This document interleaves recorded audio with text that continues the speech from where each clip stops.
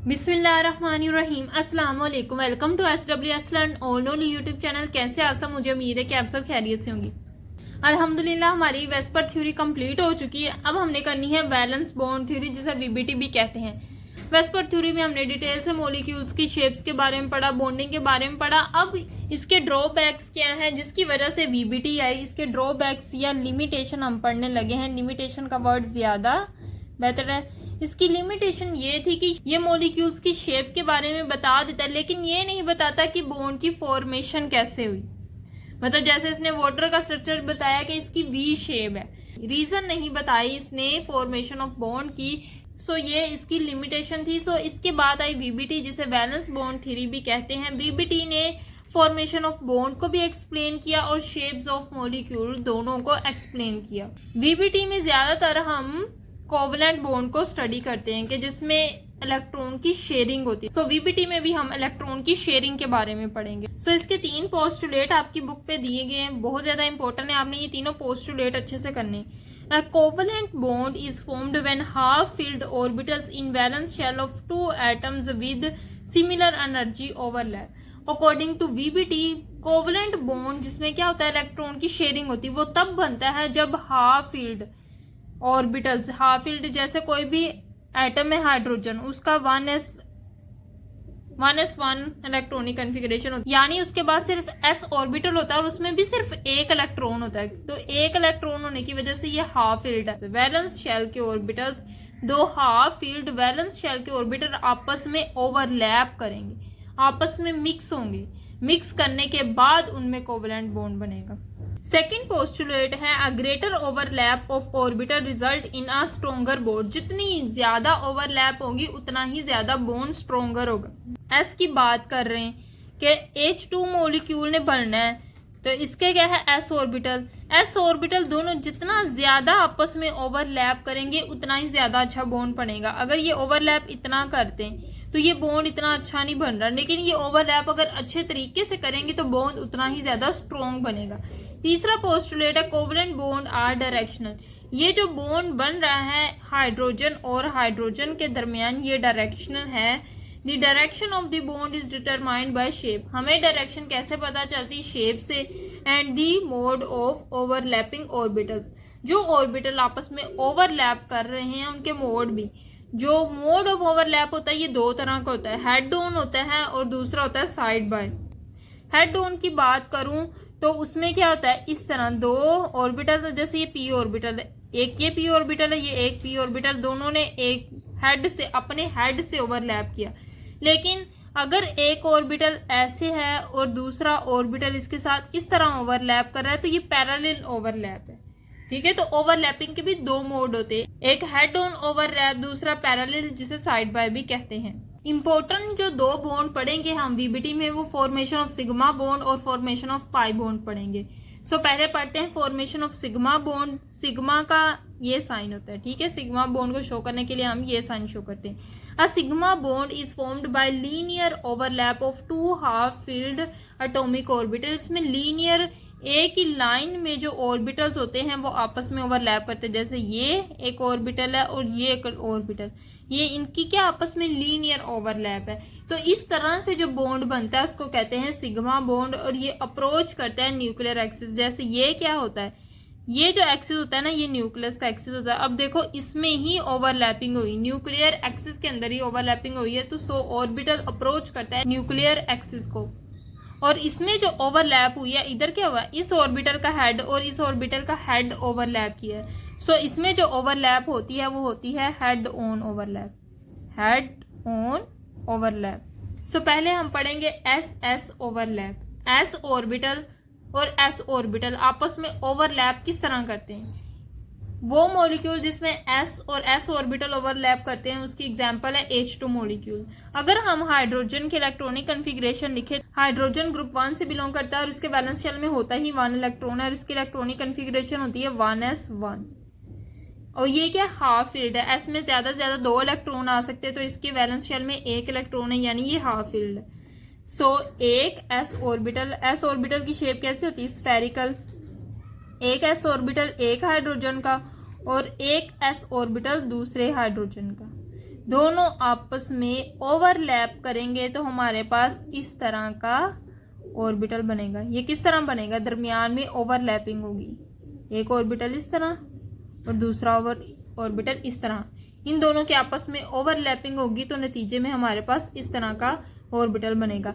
अब यहाँ क्या है, इन दोनों की आपस में ओवरलैपिंग हुई है, इसमें एक इलेक्ट्रॉन और इसमें एक इलेक्ट्रॉन है, तो जो बनने वाला ऑर्बिटल होगा उसमें 2 इलेक्ट्रॉन होंगे। और ये हमारे पास क्या है? H2 molecule. ये हमारे पास एक हाइड्रोजन का ऑर्बिटल था और ये हमारे पास दूसरी हाइड्रोजन का ऑर्बिटल था। दोनों ने आपस में ओवरलैपिंग की, ओवरलैपिंग के नतीजे में हमारे पास H2 मॉलिक्यूल बनी। अब ये जो बॉन्ड बना है दोनों ऑर्बिटल्स के दरमियान, इसको कहते हैं सिग्मा बॉन्ड। ठीक है, H2 और H2 के दरमियान ओवरलैपिंग हुई है, हेड ऑन ओवरलैपिंग, कोई साइड बाय ओवरलैपिंग नहीं हुई। बिल्कुल ये स्फेरिकल होता है, इसका हेड और दूसरे एस ऑर्बिटल का हेड आपस में ओवरलैप हुए हैं, इसलिए इसको कहते हैं हेड ऑन, और इसके दौरान जो बॉन्ड बना है उसको कहते हैं सिग्मा बॉन्ड। अब इसमें जो इलेक्ट्रॉन की डेंसिटी है ना वो सिमेट्रिकल है, यानी इस हाइड्रोजन की और इसके साथ जुड़ा हुआ जो दूसरा हाइड्रोजन है, दोनों की इलेक्ट्रोनेगेटिविटी क्या है? सेम है। दोनों क्या करेंगे? दरमियान में इलेक्ट्रॉन पेयर को रखेंगे, सो इलेक्ट्रॉनिक डेंसिटी जो होगी ना वो सिमेट्रिकल होगी अराउंड दी 2 न्यूक्लियाई। दोनों न्यूक्लियाई के गिर्द इलेक्ट्रॉन की डेंसिटी सिमेट्रिकल होगी, किसी एक एटम की तरफ नहीं जाएगी। देन है sp ओवरलैप। sp ओवरलैप में क्या होगा कि एक एटम का s ऑर्बिटल और दूसरे एटम का p ऑर्बिटल आपस में ओवरलैप होके कोवलेंट बॉन्ड बनाएंगे। इसकी बेस्ट एग्जांपल है HCl मॉलिक्यूल्स। अगर मैं HCl के इलेक्ट्रॉनिक कन्फिग्रेशन लिखूँ तो हाइड्रोजन की क्या है, अभी हमने पढ़ी, हाइड्रोजन के इलेक्ट्रॉनिक कन्फिग्रेशन है 1s1, क्योंकि इसके पास होता है एक इलेक्ट्रॉन। आगे हमारे पास एग्जांपल है क्लोरीन। क्लोरीन के पास होते हैं 17 इलेक्ट्रॉन। इसके इलेक्ट्रॉनिक कन्फिग्रेशन लिखूँ तो 1s2, 2s2, 2p6, 10 हो गए, 3s2, 12, और बाकी कितने रह गए? 3p5। अगर मैं p के ऑर्बिटल्स बनाऊं, 3 ऑर्बिटल्स होते हैं, कितने इलेक्ट्रॉन है? 5, 1, 2, 3, 4, 5। अब ये जो p का एक ऑर्बिटल है, उसमें सिर्फ एक इलेक्ट्रॉन है, बाकी 2 ऑर्बिटल्स क्या है? फिल है। p का एक ऑर्बिटल है, उसमें एक इलेक्ट्रॉन है। सो ये क्या करेगा? अपना 3p वाला एक ऑर्बिटल यूज करेगा क्लोरीन, तो क्लोरीन ने अपना 3p ऑर्बिटल यूज किया और हाइड्रोजन ने अपना s ऑर्बिटल यूज किया कोवलेंट बॉन्ड बनाने के लिए। सो इसमें हाफ फील्ड आएगा s ऑर्बिटल किसका? हाइड्रोजन का, प्लस और p ऑर्बिटल आएगा क्लोरीन का। तो क्लोरीन का p ऑर्बिटल किस तरह होगा? p ऑर्बिटल की शेप होती है इस तरह। अब इन दोनों की आपस में होगी ओवरलैपिंग, यहाँ से हाइड्रोजन और यहाँ से ये p ऑर्बिटल आपस में ओवरलैप किए। ये हमारे पास है हाइड्रोजन और ये हमारे पास क्या है? क्लोरीन का p ऑर्बिटल। ये क्या है? 3p orbital of chlorine. दोनों ने आपस में ओवरलैपिंग की। अब ये भी ओवरलैपिंग क्या? Head on overlap. इसके नतीजे में भी जो बॉन्ड बनेगा वो होगा सिग्मा बॉन्ड। ये लूप हाइड्रोजन के लिए शो कर दो और ये लूप क्लोरीन के लिए शो कर दो। ये हाइड्रोजन और ये क्लोरीन, इस तरह बनेगा HCl मॉलिक्यूल यानी हाइड्रोजन क्लोराइड। अब इसमें जो इलेक्ट्रॉनिक डेंसिटी वो सिमेट्रिकल नहीं है, क्योंकि जो क्लोरीन है उसकी इलेक्ट्रोनेगेटिविटी ज्यादा है हाइड्रोजन से। तो ये क्या करेगा? यहाँ पे जो एक हाइड्रोजन का और ये एक 2p में एक इलेक्ट्रॉन है और 1s में भी एक इलेक्ट्रॉन, दोनों ने ओवरलैप करके यहाँ 2 इलेक्ट्रॉन शेयर किए। अब ये जो इलेक्ट्रॉन है ये ज्यादा क्लोज होंगे क्लोरीन की तरफ, क्योंकि क्लोरीन ज्यादा इलेक्ट्रोनेगेटिव है, जिसकी वजह से जो HCl का बॉन्ड होता है पोलर होता है। हाइड्रोजन के ऊपर पार्शियल पॉजिटिव चार्ज आना शुरू हो जाता है और क्लोरीन के ऊपर पार्शियल नेगेटिव चार्ज आना शुरू हो जाता है। देन सिग्मा बॉन्ड की थर्ड ओवरलैपिंग है p ओवरलैप। एक एटम का p ऑर्बिटल दूसरे एटम के p ऑर्बिटल से ओवरलैप करके सिग्मा बॉन्ड बनाएगा यानी कोवलेंट बॉन्ड बनाएगा। अब इसकी बेस्ट एग्जांपल है क्लोरीन। क्लोरीन की अभी हमने इलेक्ट्रॉनिक कन्फिग्रेशन की। इसके इलेक्ट्रॉनिक कन्फिग्रेशन कुछ इस तरह, p सब शेल में आते हैं 5 इलेक्ट्रॉन, इसके 3 ऑर्बिटल होते हैं, 1, 2, 3, 4, 5। अब p का एक ऑर्बिटल ऐसा है जिसमें सिर्फ एक इलेक्ट्रॉन है, सो अपना ये वाला 3p ऑर्बिटल ये यूज करेगा बॉन्डिंग के लिए। सो इसका एक ऑर्बिटल और एक दूसरे क्लोरीन का p ऑर्बिटल, दोनों की आपस में होगी ओवरलैपिंग। इसके पास एक इलेक्ट्रॉन है और एक ही इलेक्ट्रॉन इसके पास है। ये भी 3p ऑर्बिटल एक क्लोरीन का है, ये भी 3p ऑर्बिटल एक क्लोरीन का है। दोनों की आपस में ओवरलैपिंग हुई और नतीजे में जो हमारे पास मॉलिक्यूल बना उसमें कुछ इस तरह क्या होगा, ये जो है ये दोनों आपस में मर्ज हो जाएंगे, ओवरलैप हो गए। सो ये हमारे पास क्या है, Cl2 मॉलिक्यूल्स। यहाँ ये एक क्लोरीन का है और ये दूसरे क्लोरीन का ऑर्बिटल है।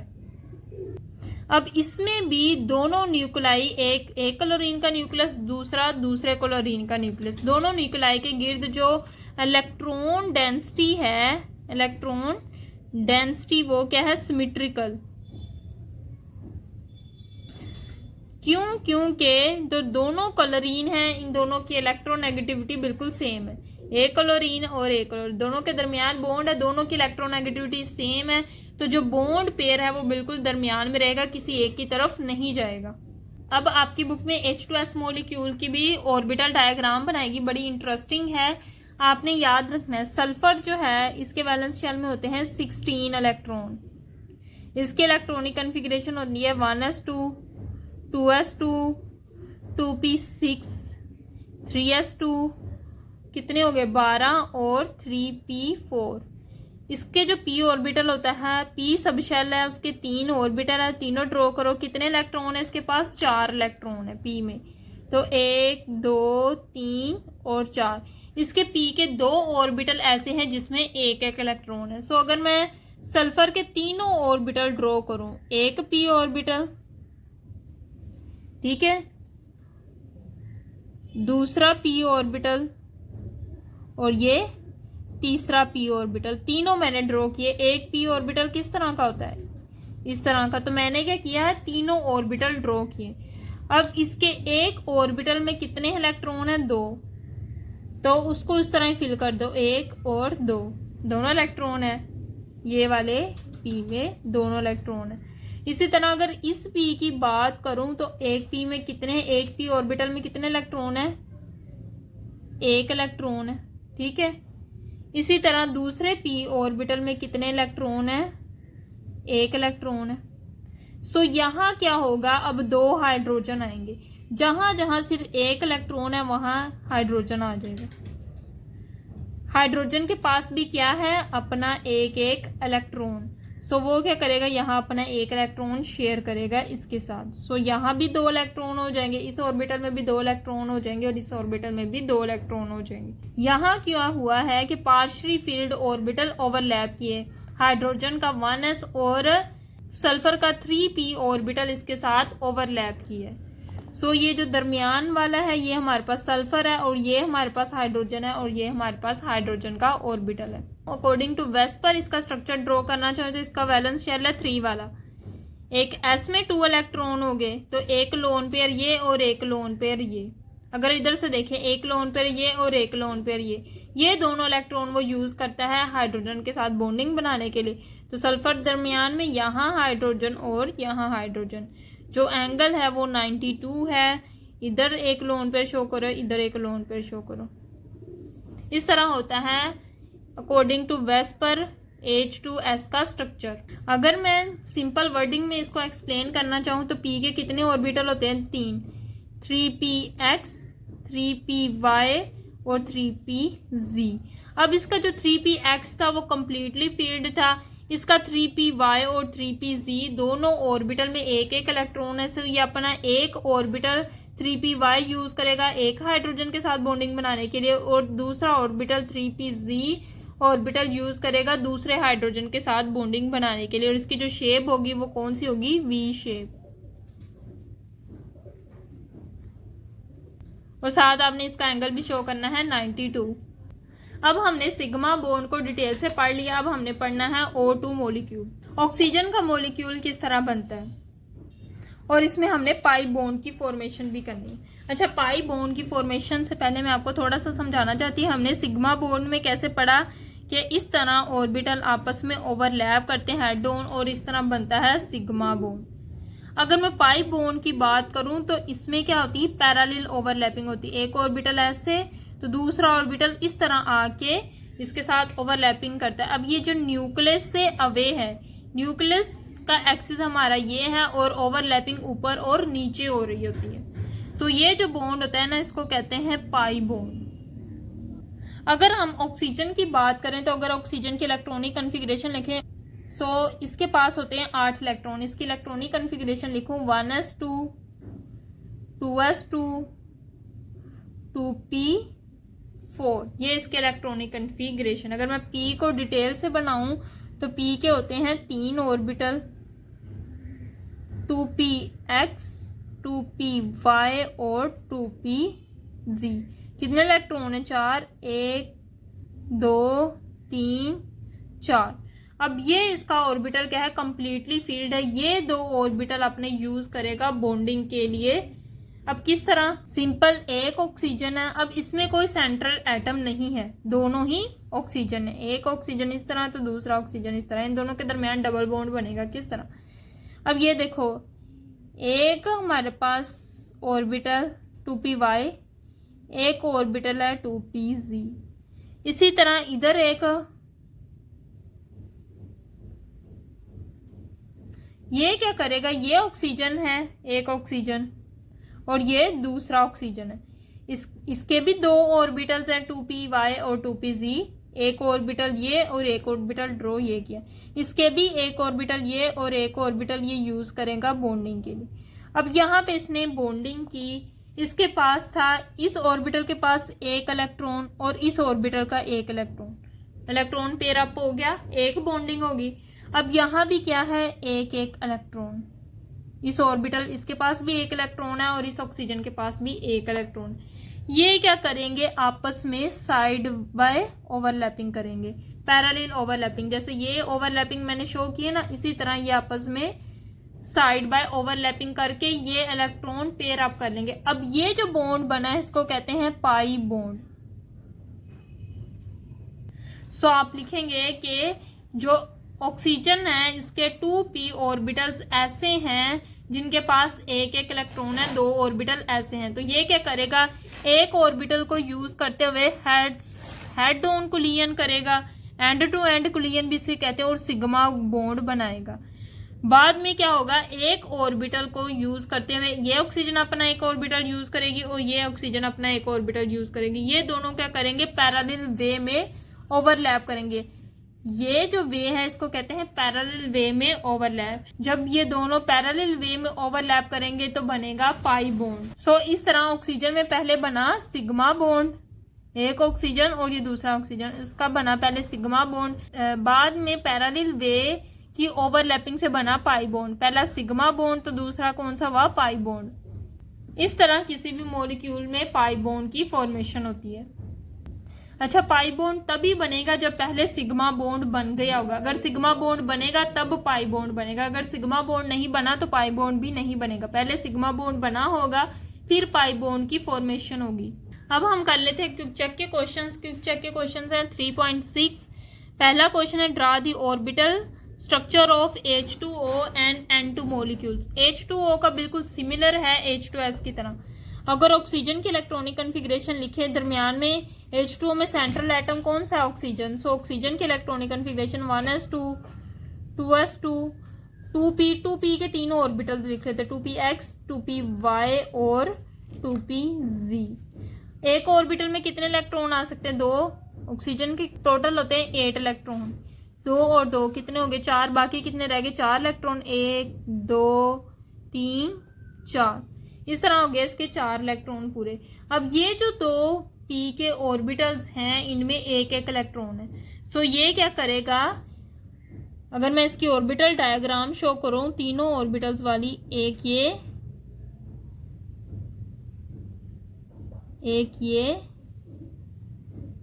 और एक ये।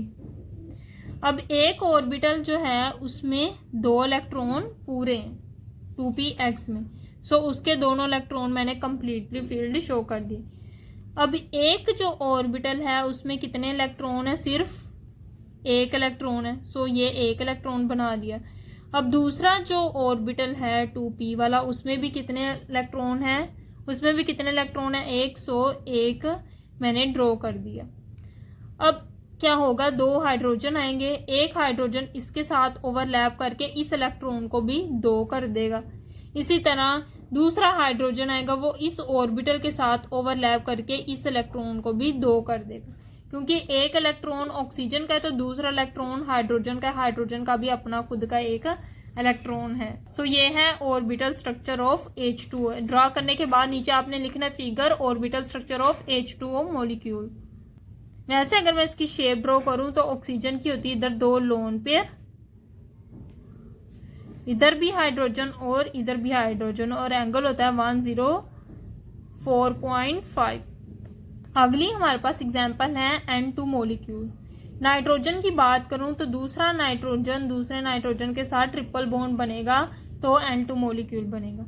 अब नाइट्रोजन की इलेक्ट्रॉनिक कन्फिग्रेशन लिखो तो 1s2, नाइट्रोजन के पास होते हैं 7 electron, 1s2, 2s2, 2p, p में कितने इलेक्ट्रॉन आ सकते हैं, 2 और 2 कितने हो गए 4, बाकी कितने रह गए 3, तो वो p में आ जाएंगे। अगर 3p के मैं तीनों ऑर्बिटल लिखूं 1, 2, हर ऑर्बिटल में एक एक इलेक्ट्रॉन आ जाएगा। ठीक है, इस तरह होगी इसके 2p में इलेक्ट्रॉन्स। अब इसके 2p का हर ऑर्बिटल के पास एक एक इलेक्ट्रॉन की कमी है। अगर मैं इसकी ऑर्बिटल डायग्राम ड्रॉ करूं तो एक नाइट्रोजन के ऑर्बिटल इस तरह,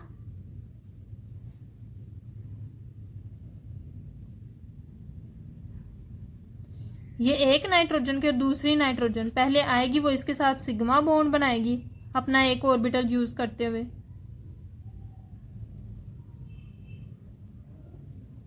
ठीक है, मैंने तीनों ऑर्बिटल ड्रॉ किए दोनों नाइट्रोजन के। अब अपना एक एक ऑर्बिटल यूज करते हुए, जैसे 2px को इन्होंने यूज किया सिग्मा बॉन्ड बनाने के लिए, इसमें भी आगे दो इलेक्ट्रॉन्स, ये कौन सा बॉन्ड हुआ, सिग्मा बॉन्ड। अब क्या होगा, ये अपना 2py और ये नाइट्रोजन भी अपना 2py ऑर्बिटल को यूज करते हुए साइड वे ओवरलैपिंग करेगी। ठीक है, और ये बनेगा पाई बॉन्ड, एक पाई बॉन्ड हो गया। अब एक ऑर्बिटल ये भी रह गया, एक ऑर्बिटल इसका ये और एक ऑर्बिटल इसका ये भी क्या करेंगे, आपस में ओवरलैपिंग करेंगे और इस तरह बनेंगे दूसरा पाई बॉन्ड। सो ये कौन सा है, दूसरा पाई बॉन्ड।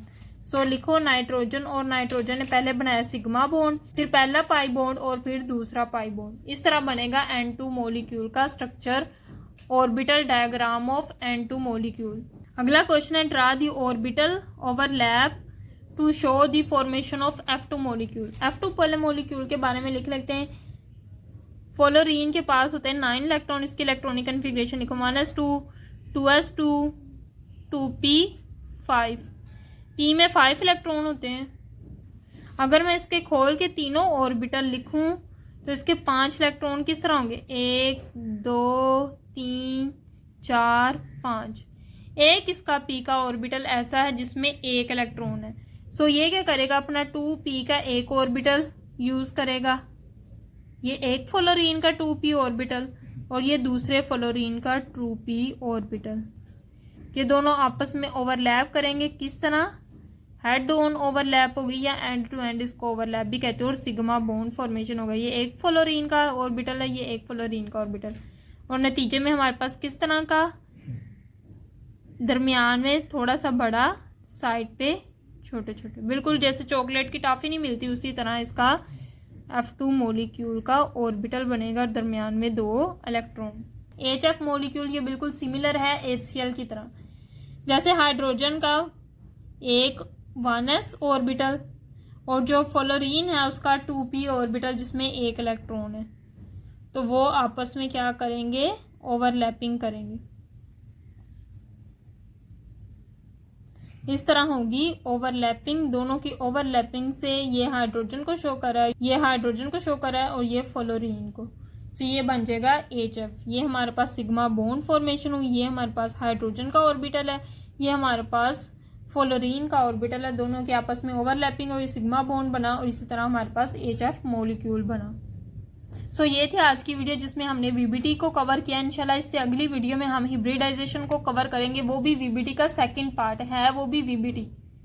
सो मुझे उम्मीद है कि आपको वीडियो पसंद आई होगी। वीडियो पसंद आई तो वीडियो को लाइक करें और मज़ीद इसी तरह की वीडियोज़ के लिए मेरे चैनल को सब्सक्राइब करें। दुआ में ज़रूर याद रखिएगा। अल्लाह हाफिज़।